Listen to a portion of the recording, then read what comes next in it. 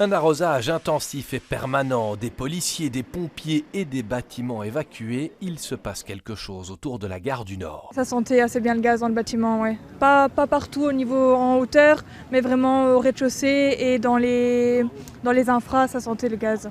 Directement descendu, il y en a qui ont pris leur veste et nous c'est notre premier jour en fait. Oui, moi et elle, et on s'attendait pas du tout à ça.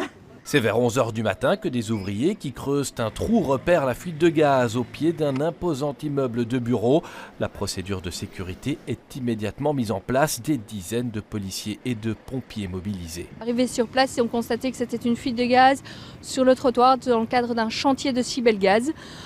Les causes exactes ne sont pas encore connues, elles vont être analysées maintenant, mais donc par sécurité, les pompiers ont demandé l'évacuation de la gare du Nord et le confinement des employés des bureaux juste aux alentours. La gare du Nord a un nœud de communication où se croisent plusieurs types de transports publics. Le trafic des trains n'a pas été interrompu. Par contre, au niveau des nafteurs, ils ont été réorientés vers la rue d'Arscott afin d'éviter qu'ils ne se dirigent vers la fuite de gaz. Par contre, bus, prémétro et tram ont été interrompus le temps de l'intervention des services de secours.